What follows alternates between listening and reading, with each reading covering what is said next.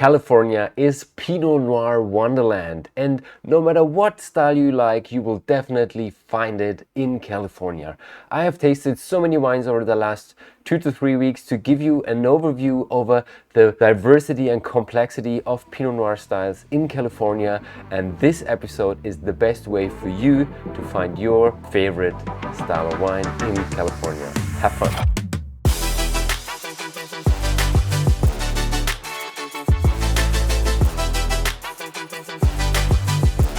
Welcome to the Pinot Picture Podcast episode number 185, and today it's all about Pinot Noir from California. But before we start, happy International Pinot Noir Day. Happy International Pinot Noir Day because Pinot Noir Day, the national one, the international one, depending on the country where you're at, is always celebrated on August 18th. And you know I like history, and I wanted to tell you the story behind International Pinot Noir Day, but there is none. It's a made-up holiday. It's set to the 18th of August because it's right before the harvest of Pinot Noir usually starts, and it's celebrated to honor the best grape in the wine area and the wine industry. And I mean, I love Pinot Noir, and this is why I decided to give you an overview over the Pinot Noir styles of California. There is so many styles, it's a huge area. But before we start with the history and the styles of Pinot Noir in California, I want to give you a brief overview over California and the history of winemaking, because it's basically quite interesting.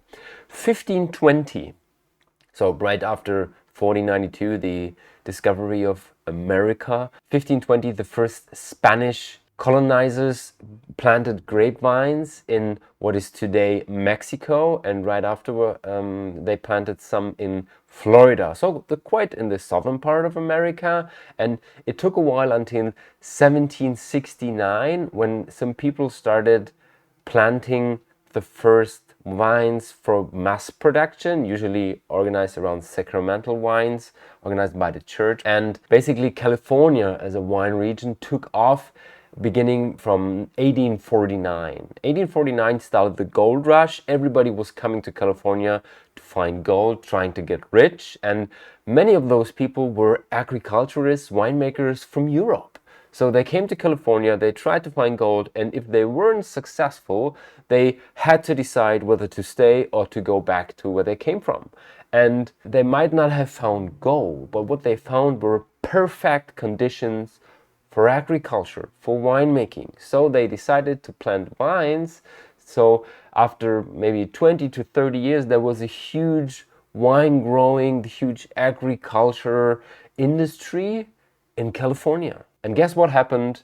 Two really bad things. First, phylloxera arrived in the 1870s and destroyed many plantings. And secondly, between 1919 and 1933, the prohibition was set. So nobody was allowed to sell wine anymore except some specific rules. There was a drop of 94%, why not 100? Because 6% were allocated to sacramental wines and, let's say, home-growing, homemade wines in California. And of course, we know that some were sold on the black market, but generally a drop of 94% was responsible for a huge impact on the California wine industry.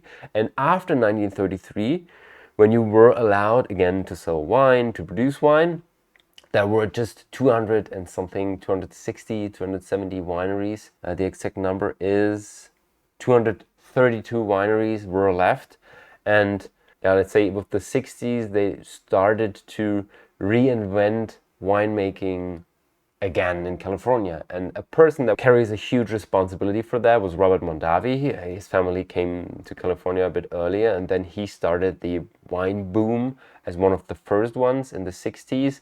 I tasted many wines where the original plantings were from 1961, 1962, 65. So this was the first, let's say, the boom of California again after the Second World War, after Prohibition and all the other stuff that happened.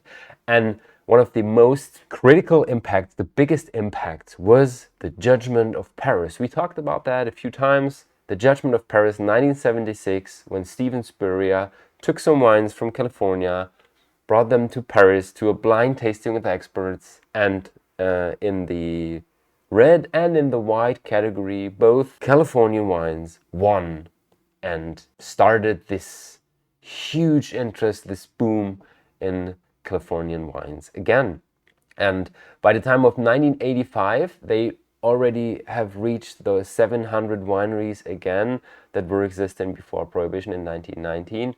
And just to give you a feeling, today there are almost 5,000 wineries in California with around 250,000 hectares. So that's a huge area, actually, 250,000 hectares, and 10% of those, roundabout, is Pinot Noir. Pinot Noir is said to have around 20,000 hectares. It varies depending on the source you take your numbers from. Well, let's say there is 20,000 hectares of Pinot Noir. That is more than in Champagne. That is more than in Burgundy, and that is more than in Germany, for example. So the regions that are quite famous for Pinot Noir are lower in plantings than California is. And California has such a big variety of styles when it comes to Pinot Noir that you will definitely find your preferred style if you are at least interested in red wine. And if not, there is some sparkling with Pinot Noir, there is some rosé, and there are some very, very light, fresh, fruity, aromatic, and floral, elegant reds you can drink slightly chilled. So this would also be an option. This could also be an option for you. To give you an overview over California, I have the perfect map for you. This is Google Earth, guys. And Google Earth shows, so for the people who are not watching, I try to describe it with my own words. California is a stripe on the coast of the Pacific Ocean, on the western coast of the United States. And it's about 1,200 kilometers long and 400 kilometers wide. This is whole California, and there is three main facts when it comes to geography that are responsible for the different styles of wines, of Pinot Noir as well.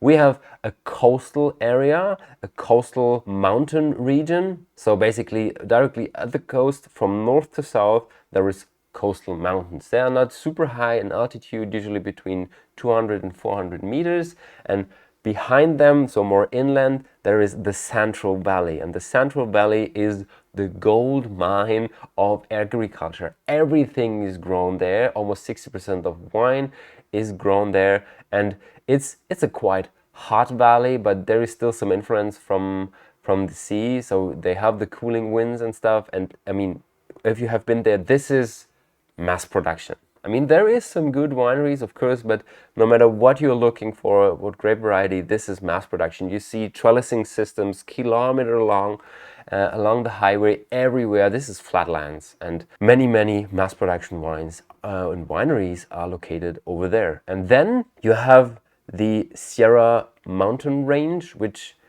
separates the western part from California from Nevada and from the very huge hot area, the Sierra Nevada. And on the other side of those mountains, so more inland, it's quite tough to grow wines. I mean, I took the trail from Bakersfield northwards to direction Yosemite and Lake Tahoe. This is on the eastern side of the mountain range, so more inland and facing Sierra Nevada, and it is very hot over there. We had about 40 degrees during the day and 15 to 20 degrees during the night, but it's very, very hot. So people who grow wines over there at least have wines that result in high alcohol and very cooked fruit. So, I mean, you can grow wine there, but you won't find the best examples over there. And I haven't discovered any Pinot. And we won't talk about that area. It's just to give you a feeling. And if you're watching right now, you can see this whole area, Sierra Nevada, the dark green stripe going from north to south, from Redding to Bakersfield, which is about, I would say, 1,000 kilometers long. And right in between the coastal mountains and the Sierra Nevada mountains, you can see the big valley.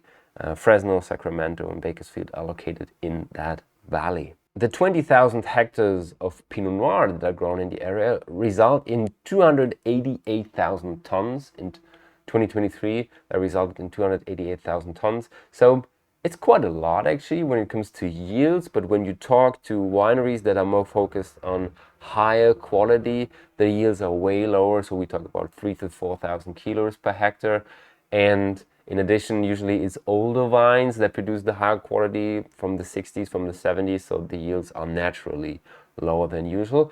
Just to give you a hint, when you travel through California, you should write down some transitions for the metric system to the systems the Americans use. So when they talk about degrees, they usually talk about degrees Fahrenheit and not Celsius, and the calculation is a bit difficult, so maybe you have a calculator for that.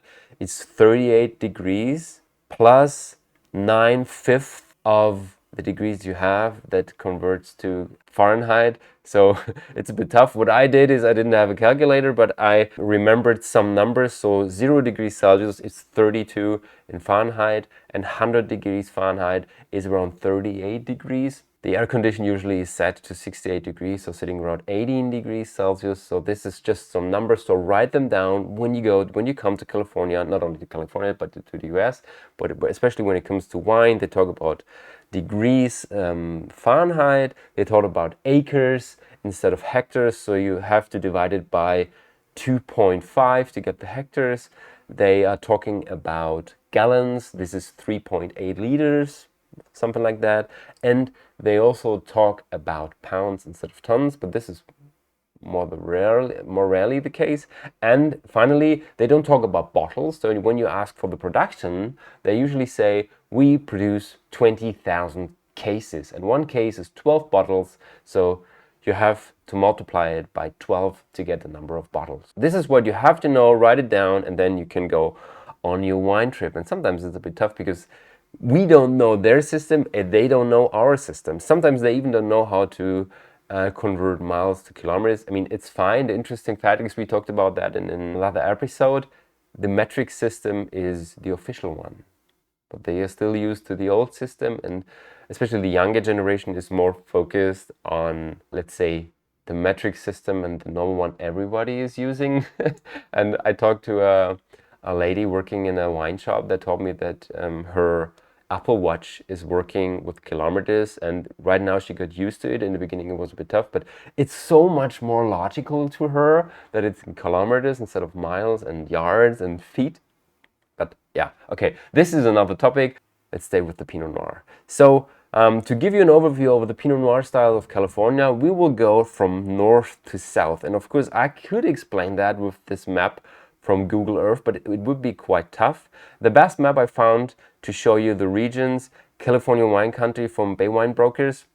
And this gives you a feeling of how many wine regions are actually existing in California. It's 258 AVAs in the US, and California has 142 of them. So over half of it is located in California, and an AVA basically describes the origin of the grape growing. So you can be a winery in Napa Valley sourcing wines from Monterey, for example. That is possible. So what they put on the label is where the grapes were grown. So going down from north to south with the focus on Pinot Noir styles, because there's so many other styles. California is famous for Chardonnay, quite oaky ones, for Zinfandel, the Californian Primitivo, let's put it like this, but they are really great examples. I'm not a fan of Primitivo, but I am a fan of Californian Zinfandel when it's made in a more elegant, more structured, complex way. They're really good examples. There is Merlot, there is Cabernet, and many other varieties. I drank some great Chenin Blancs, by the way. If you are here, try some Chenin Blancs from California. But our focus today is Pinot Noir. And let's start with in the north, and we will go down south and end up in Santa Barbara. There is some other regions as well, but we will only talk about the ones that are quite famous and the ones that I have tasted over the last 3 weeks. We start with Anderson Valley. It's in the north of California in Mendocino County. It's a cool climate area, probably one of the most, one of the coolest ones actually. It has a high diurnal range of about 25 degrees. So you can have up to 40 degrees on the day, during the day, and 15 degrees at night. So this high diurnal range results in great Pinot Noirs. They're a bit rustic, a bit edgy, but they have high acidity, they have a fruit forward, they are wild, and they are fresh. So this is the style you definitely have to try, and one of my favorite wineries is Golden Eye, so have a look on Golden Eye. By the way, this is just recommendations by the tastings I had. There might be some bigger ones, some greater ones, and even maybe some more expensive ones, but the ones I had during my tastings are the ones I recommend, and my favorite one so far from Anderson Valley is Golden Eye. The next one, a bit south, is Russian River Valley. It's named after the river that is going from east to west, ending up in the Pacific Ocean. And this region is quite famous for the fog. This is the first time the fog is mentioned. I made a reel recently about the fog, and if you haven't experienced that, this is totally crazy. Imagine you are on the beach. You have, I don't know, 35 degrees, you have your sunscreen, you're reading a book, and then there is this afternoon fog coming, and it takes you 30 minutes. You can't barely see your hand in front of your face, and the temperature goes down to, let's say, 17, 18 degrees. The wind is also there, so it's getting quite cold, and you need long pants and a jacket. It's super crazy, and maybe 60 minutes later, everything is gone again, and it's 30 degrees. And if you haven't experienced that, it's quite tough to imagine actually, but this is the main fact that is responsible for the great Pinot Noir styles, even in the hotter regions more inland in California. Because this fog in the afternoon and also in the morning moderates the climate and brings these cool fresh breezes. It lowers the sun exposure during the day, a very good and very interesting natural effect. So Russian River Valley, limited sunshine hours per day, prolonging growing season due to this fog, resulting in aromatic and floral Pinot Noirs. There is also many sparkling wines in the area. They have high acidity, sometimes they have hints of spices. One of my favorite Pinot Noir styles in California, and just to mention some of them because there is many great producers in Russian River Valley. William Sellium, Swan, Joseph Swan, and Kistler are the three wineries I would recommend to drink a bottle of Pinot Noir from. And I mean, there is also Pinot Noirs in Napa and in Sonoma Valley, but they are more focused on other varieties, but definitely interesting styles and a great recommendation. And then we have the Sonoma Coast area, Sonoma County, and it's quite tough to find one specific style over there because it's quite big, and there is a big difference between the coastal area and the, let's say, higher elevation vineyards. But the winery and the region that is said to be the Sonoma Coast style is Fort Ross Seaview, and Fort Ross would be also my recommendation as a winery. They're a bit higher in elevation, about 300 meters. They are moderated by the fog, and they produce wines, so the area produces wines of deep color, very aromatic and very intense. Still lower in alcohol and higher in acidity, but more like a mouthful of a Pinot. Super interesting style. The next region that is quite famous also for Pinot Noir, and it's the oldest one I drank so far, it's Los Carneros. And Los Carneros, this one was a bottle I bought at Wine Consigneurs. Highly recommended. Daughter of the Wines, Hannah, is a great person, a colleague that always gives great recommendations on old wines, and she recommended also this Pinot Noir from 1985, one of the Californian vintages, an excellent wine vintage in California. And Bouchen is a great producer, by the way. Unfortunately, as a German, it's not easy to access the website of the winery because, I don't know, there is a protection behind, and you're not allowed to do this as a foreigner. I don't know why. Maybe the settings are not correct. I would mention it if I would be able to visit them. Nevertheless, great wines. This one was just mind-blowing, earthy, tobacco leaves, but I mean, it's almost 40 years old, but the style of Los Carneros is mainly, so of the younger wines, of the recent wines, is mainly driven by very windy and very foggy situations in the vineyard. Though the winds can be so strong in Los Carneros that the vines can break. So you need a very strong trellising system to protect your vines from those winds. They have a great cooling effect, of course, and the wines usually have very, very fresh red fruits. A cherry, this one had dark cherries. This is absolutely amazing. They're a bit earthy, they have spices in it, and when they turn over, they have those tobacco leaves and there's hints of earthiness. So actually a great area. It's different to the floral ones from the coastal area. Those are the more rustic ones, the more mature ones, I would say. Besides Russian River Valley, Los Carneros is my second favorite region in California when it comes to my personal Pinot Noir style. Then a bit more south, in the north of Monterey, is Santa Cruz. And Santa Cruz mountains have lots of coastal influence actually. They are cool climate, they are in a bit higher in elevation, have the cooling influence, they have cooling winds, and they result again in fresh, red fruity, sometimes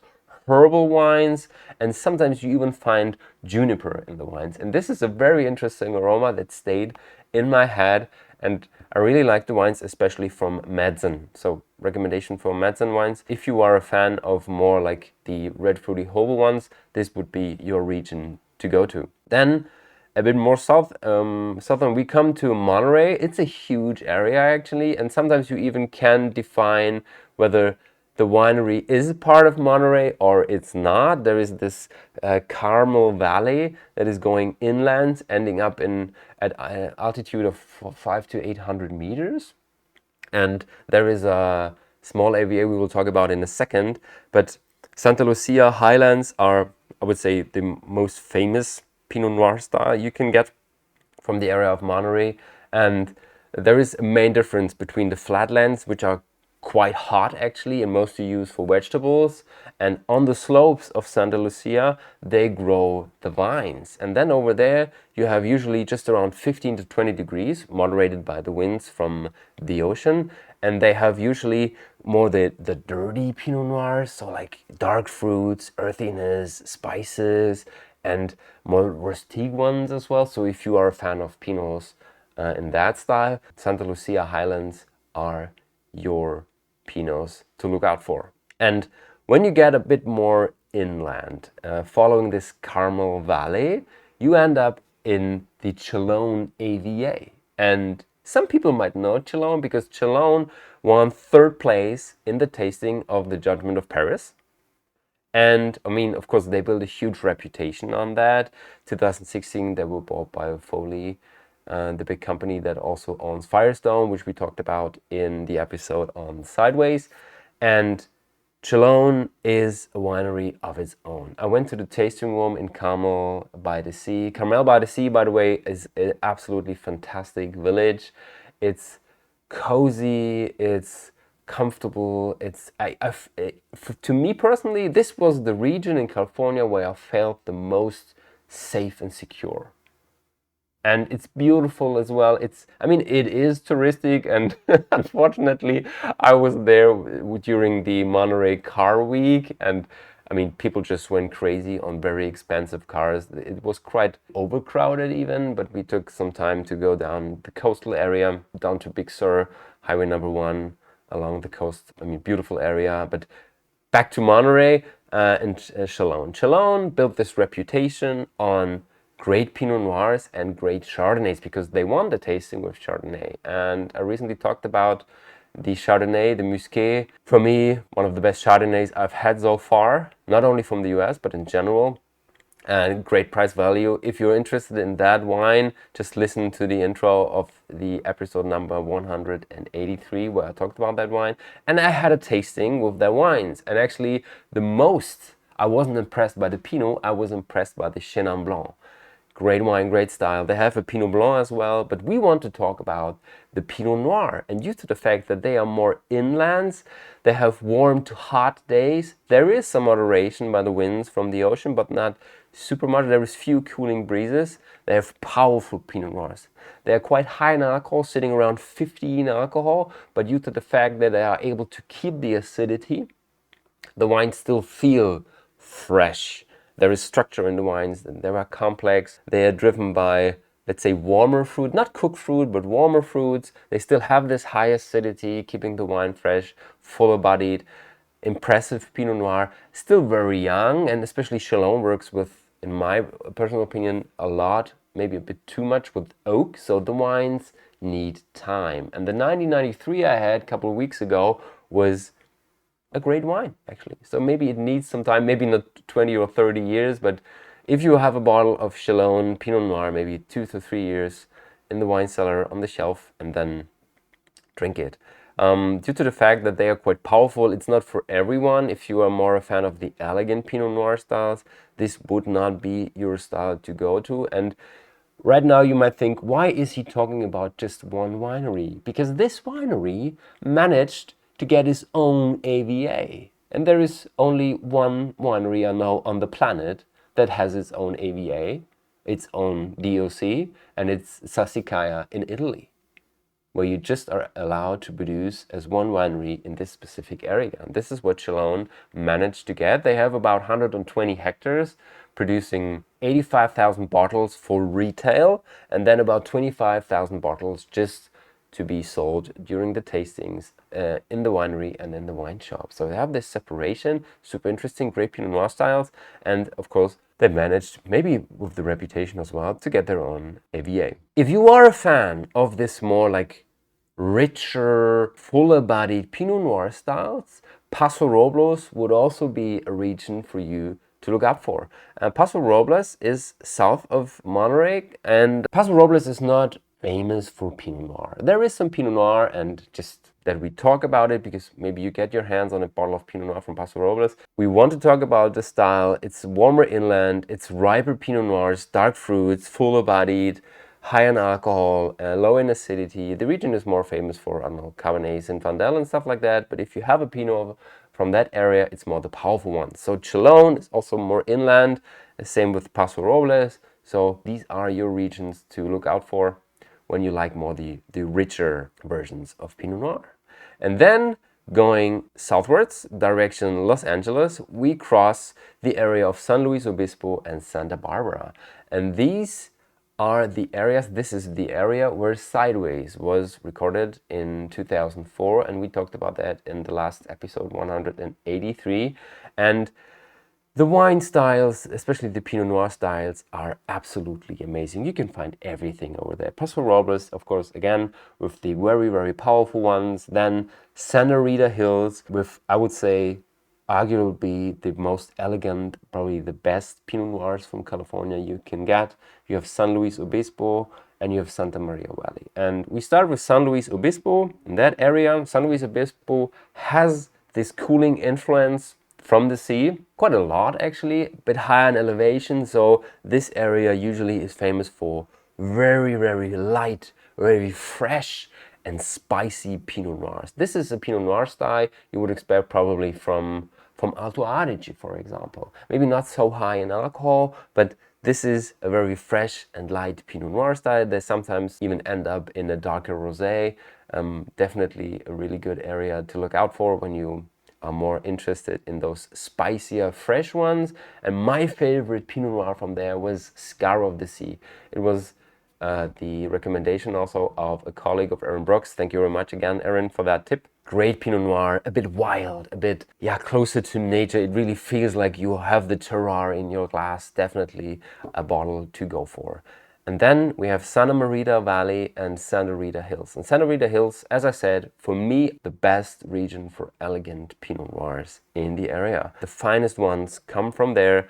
Very, very cool area, higher in elevation. They have daily fog. They have high sun exposure, but the fog also recommends that. It's still cooler though, and then it results in, I would say, a bit lush wines, but they are elegant, they are fresh, they are high in acidity, they are floral, and the best wines are really, really complex, elegant, structured, and age-worthy.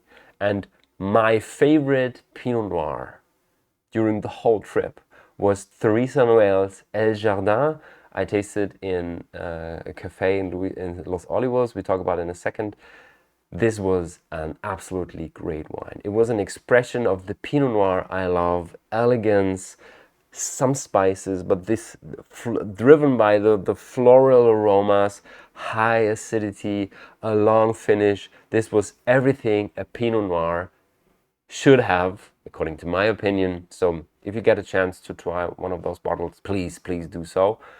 And to sum this up, Santa Maria Valley, a bit southern in the Santa Barbara area, cooler climate, a bit more inland, higher in elevation, longer growing season, and they result in a style that is more structured, that is more of red fruits, also sometimes floral and earthy, but a bit more fuller bodied and less elegant than the ones from Rita Hills. And my favorite one was Katie's Hill. So if you have a chance, Katie's Hill, watch out for Katie's Hill. So in total, you see there is so many wine styles in California. You will definitely be able to find your personal style, your personal bottle. Just try some. Sometimes it's a bit tough to find areas where you can taste different wines, different Pinots. Again, there is no claim for completeness. I wanted to give you an overview over the styles that are quite famous and that I tasted. And as a Pinot Noir lover, I would recommend the area of California 100%, and I would recommend to try as much as you can. Sometimes there are Pinot Noir tastings offered every now and then. My favorite one was at Los Olivos Wine Merchant and Cafe. They have a Pinot Noir flight of different Pinots for $25 with a description from 3 different areas. It was perfect to get the first impression of the different styles of Pinot Noir, especially in the area of San Obispo and Santa Barbara. Highly recommended to go there if you are in the area. Big shout out to them. And also one of the best foods, actually, one of the best meals I had. They have a homemade pizza over there, and it suited very perfectly the Pinot Noir flight they had on the menu. So what shall I say?